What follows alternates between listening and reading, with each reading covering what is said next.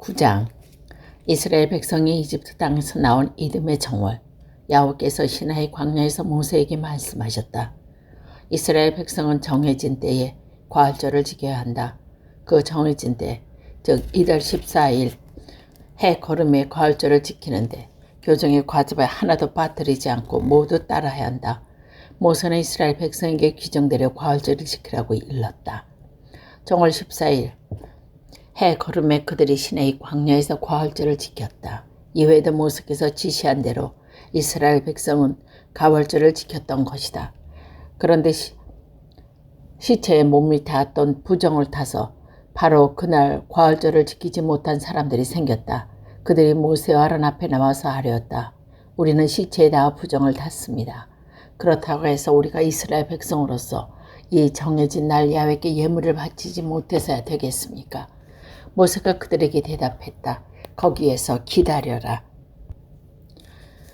야훼께서 너에게 무슨 지시를 내리실지 그 말씀을 들어봐야겠다. 야훼께서 모세에게 대답하셨다. 너는 이스라엘 백성에게 일러라. 너희뿐 아니라 대대손손 어느 누구라도 시체에 닿아 부정을 탔거나 먼 길을 떠난 사람으로서 과일절을 지키고 싶으면 2월 14일 해거름에 누룩 안 든 떡과 쓴 나물을 함께 먹으며 과일절을 지키도록 하여라.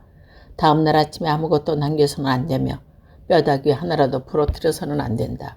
이 과일절의 규정을 모두 어김없이 그대로 지켜야 한다. 그러나 정한 사람이나 길을 떠나지 않는 사람으로서 과일절을 지키다가 그만두면 그는 결례에서 추방당해야 한다. 정해진 때 야훼께 예물을 바치지 않았기 때문이다. 그런 사람은 죄를 벗어날 길이 없다. 너에게 몸부쳐 사는 외국인도 야훼께 가을절을 지키고자 하면 가을절 과정과 그 관습을 따라야 한다. 외국인도 본토인도 같은 규정을 따라야 한다. 사막길을 인도하는 구름. 성막을 세우던 날 구름이 증거의 장막 곧 성막을 덮었다. 그러나 저녁이 되면 그 구름은 성막 위에서 아침까지 불처럼 빛났다. 그 구름은 그렇게 성막을 늘 덮고 있었으며 밤만 되면 불처럼 빛났다.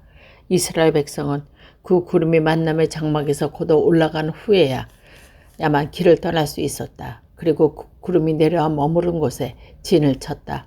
이렇게 이스라엘 백성은 야훼의 말씀을 따라 길을 떠나고 야훼의 말씀을 따라 진을 쳤다. 그 구름이 성막 위에 머물러 있는 동안 그들은 진을 옮기지 않았다. 그 구름이 성막 위에 여러 날 머물러 있으면 이스라엘 백성들은 자리를 뜨지 않고 야훼께 예식을 올렸다. 그 구름이 성막 위에 며칠밖에 머무르지 않기 때도 있었는데 그럴 때는 그들은 야훼 말씀을 따라 짐을 쳤다가 야훼 말씀을 따라 자리를 뜨곤 하였다. 그 구름이 저녁부터 아침까지 머물러 있을 때도 있었다. 그럴 때는 아침이 되어 구름이 거쳐 올라가는 대로 그들은 길을 떠나 낮이건 밤이건 구름만 거쳐 올라가면 길을 떠났다. 혹은 그 구름이 이틀이고 한 달이고 한 해고 오래 성막에 머물러 있으면 이스라엘 백성은 진을 친 채 길 떠날 생각을 하지 않았다. 그 구름이 거쳐 올라갈 때 올라가야 했기 때문에 길을 떠났다. 이렇게 그들은 야훼 말씀을 따라 진을 치게 하기도 하고 길을 떠나기도 하였다. 야훼께 예식을 올려야 할 경우가 생기면 야훼께서 모세를 시켜 말씀하신 대로 올렸다. 10장. 야훼께서 모세에게 말씀하셨다. 너는 은을 두드려 녹여서 나팔 2개를 만들어라. 그것은 회중을 모으거나 행군할 때 써라. 2개를 한꺼번에 불면 온 회중이 만남의 장막 문가에서 너에게 모여오고 하나만 불면 이스라엘 군의 천인부대 지휘관들이 모여오게 하여라. 진을 움직이고자 할 때는 비상 나팔을 불어라. 첫 번째 비상 나팔을 불면 동쪽의 친 부대들이 진을 뜰 것이요. 두 번째 비상 나팔을 불면 남쪽의 진을 친 부대들이 진을 틀 것이요. 다회를 열 때 부는 나팔 소리는 비상 나팔 소리와 다르게 불어야 한다. 아론의 후손 사제들만이 그 나팔을 불 수 있다. 이것은 너희가 대대로 길이 지킬 규정이다. 너희 땅에 들어가 살다가 너희를 괴롭히는 적과 싸우러 나갈 때에 그 비상 나팔을 불어라. 그러면 너희 하나님 야훼가 너희의 생각하여 원수로부터 구해주리라. 또 축제 때와 매달 초하루 행사로 모여 즐기는 날 너희는 번제와 친교제를 들으며 나팔을 불어라. 그러면 너희 하나님 야훼가 너희를 기억할 것이다. 나는 너희의 하나님 야훼이다. 제2년 2월 20일에 증거의 성막에서 구름을 거치자 이스라엘 백성은 시내의 광야를 떠나 진지를 옮겨 설며 행진하였다. 다음에 구름이 머문 곳은 파란 광야였다. 모세 입에서 주의 명령이 떨어지자 비로소 그들을 움직이기 시작하였다. 유다 자손이 부대를 편성하여 길을 앞세우고 선두에 나섰는데 그 부대 사령관은 암미나담의 아들 나허손이었다. 이사갈 지파의 부대 사령관은 수알의 아들 느디넬이었고 즈불론 지파의 부대 사령관은 헬론의 아들 엘리압이었다. 다음에 성막을 걷었다. 게르손의 후손과 무라리의 후손이 그 성막을 에고 나왔다. 다음으로 루벤 자손이 부대를 편성하여 길을 앞세우고 나셨는데 그 부대 사령관은 스데울의 아들 엘리술이었다. 스므온 지파의 부대 사령관은 수리사떼의 아들 수루미엘이었고 가드 지파의 부대 사령관은 두올의 아들 엘리삽이었다. 다우스로 쿠앗 후손이 거룩하게 한 것을 메고 나왔다. 이들이 목적지에 다다르기까지는 성막이 세워져 있어야 했다. 다음은 에브라임 자손이 부대를 편성하여 길을 앞세우고 나왔는데 그 부대 사령관은 암미우스의 아들 엘리사마였다. 므낫세 지파의 부대 사령관은 부다술의 아들 가몰리엘이었고 베냐민 지파의 부대 사령관은 기드온의 아들 아비나단이었다. 다음으로 단 자손이 부대를 편성하여 길을 앞세우고 나섰는데 그 부대 사령관은 암미사떼의 아들 아이에젤이었다. 아셀 지파의 부대 사령관은 오그란의 아들 바기엘이었고 납달리 지파의 부대 사령관은 에난의 아들 아히라였다. 이스라엘 백성이 부대를 편성하여 행진한 경우는 다음과 같다. 모세가 자기 장인인 미디아 사람 르의 아들 호밥에게 청하였다. 우리는 이제 야훼께서 주시겠다고 약속하신 곳으로 떠납니다. 잘 대접해 드릴 테니 우리와 같이 갑시다. 야훼께서 이스라엘에게 잘 해주시겠다고 약속해 주셨어. 호밥이 그에게 못 가겠소. 나는 내 고장에 나의 친척들이 가야 하오 하고 거절하다 모세는 다시 간청했다. 우리가 이 광야 어디에 천막을 쳐야 할지 당신밖에 아는 사람이 없는데 우리를 버리지 말아 주십시오. 우리의 길잡이가 되어 주셔야 하겠습니다. 우리와 함께 해주시면 야훼께서 우리에게 베푸시는 복을 똑같이 나누어 드리리라. 그들은 야훼의 산을 떠나 사흘 길을 갔다.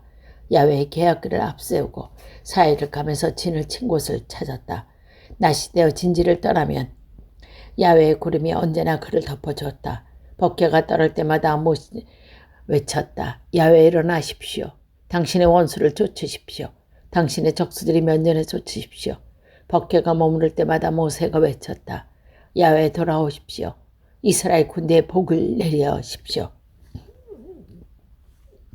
11장 백성들이 괴로워하며 불평하는 소리가 야훼의 귀에 다다랐다. 그 소리를 들으시고 야훼께서는 몹시 화가 나셔 불을 떨어뜨려 진지의 변두리를 살라버리셨다. 백성들이 살려달라고 울부짖는 소리를 듣고 모세가 야훼께 기도하자 불이 꺼졌다. 야훼 불이 그들을 살랐다고 해요. 그곳 이름을 드브에라라고 부르게 되었다. 그들 가운데 섞여 살던 외국인들이 먹을 것이 없다고 불평을 하자 이스라엘 백성도 다시 우는 소리를 했다. 아, 고기 좀 먹어봤으면. 이집트에서는 공짜로 먹던 생선, 오이, 참외, 부추, 파, 마늘이 눈앞에 선한데 지금 우리를 먹을 것이 없어 죽는구나. 보기만 해도 지긋지긋한 이 만나밖에 없다니. 만나는 고수풀씨처럼 생겼고 빛깔은 부델리움 같았다. 백성들은 돌아다니며 그것을 모아다가 뱃돌에 갈거나 절구에 빻아 냄비에다 구워서 빵을 만들었다. 그 맛은 기름에 튀겨낸 과자 맛이었다. 밤에 이슬이 내려서 그들의 진을 친 곳에 만나와 함께 내리곤 하였다. 백성들이 저희를 천막문 어귀에 끼리끼리 모여서 우는 소리가 모세의 귀에다. 야훼께서 크게 화를 내셨다. 모세는 몹시 걱정되어 야훼께 울부짖었다. 어찌하여 이 종을 이런 꼴로 보이십니까? 제가 얼마나 당신의 문 밖에 났으면 이 백성은 모두 저에게 지어주는 겁니까? 어찌하여 저들의 이 백성을 품고 선조들에게 주시겠다고 맹세해서 땅으로 가라고 하십니까? 유모가 젖머리를 품고 가라고 하십니까? 어디에다 이 백성이 다 먹을 만큼 고기를 얹어주란 말입니까? 저에게 먹을 곡식을 내라고 아우성입니다. 이 많은 백성을 저 혼자서 도저히 책임질 수 없습니다. 너무나 무거운 칩입니다. 진즉 이렇게 하셔야겠다면 차라리 저를 죽여주십시오. 그러나 제가 과히 밉지 않으시거든 이런 꼴을 더 이상 보지 않게 해주십시오. 야훼께서 모세에게 이렀다. 너는 이 백성을 지도해야 한 장로 70명들과 함께 나에게 오라. 그들을 데리고 만남의 장막에 와서 서 있어라. 내가 내려가 그들에게 너와 말하리라. 그리고 너에게 내려주었던 영을 그들에게 나누어 주리라. 그래야만 그들의 백성에 대한 무거운 책임을 나누어줘서 너 혼자 애쓰지 않아도 될 것이다. 또 백성들은 이제 곧 고기를 먹게 될 테인데 내일까지 몸을 깨끗이 하고 마음을 단정히 가지라고 일러 주어라. 아, 고기 좀 먹었으면 이집트에 있을 때는 좋았는데 하며 울부짖는 너희 소리를 야훼가 듣고 이제 먹을 고기를 주리라. 하루 이틀이 아니고 닷새 여러 20날이 아니라 한 달 동안 먹게 될 것이다. 코에가 냄새나서 구역질이 날 때까지 먹게 될 것이다. 어쩌자고 이집트를 떠났을까 하며 너희 가운데 있는 야훼를 외면하고 그의 앞에서 우는 소리를 했는데 어찌 그렇게 되지 않겠느냐. 모세가 반문했다. 저를 둘러싼 백성은 60만 대군입니다. 그런데 당신께서 그들이 한 달간은 먹을 곡식을 주시겠다고 말입니다. 양이 얼마나 작고 소를 얼마나 잡으면 되겠습니까? 바다의 고기를 다 모아오면 되겠습니까? 야훼께서 모세에게 야훼의 손이 짧아서 못할 일이 있겠느냐. 너희 말이 그대로 이루어지지 않든지 내가 보게 되리라고 꾸짖으셨다. 모세는 백성에게 나가 야훼 말씀을 전하고 백성 가운데서 나이 많은 장로 70명을 불러 모아 장막 주위에 둘러 세웠다. 야훼께서는 구름 속에서 내려오셔 모세에게 말씀하시고 그에게 내리셨던 영을 70 장로들에게 나누어 주셨다. 영이 그들에게 내려 머물자 그들은 입신하였다. 그러나 다시는 그런 일이 일어나지 않았다.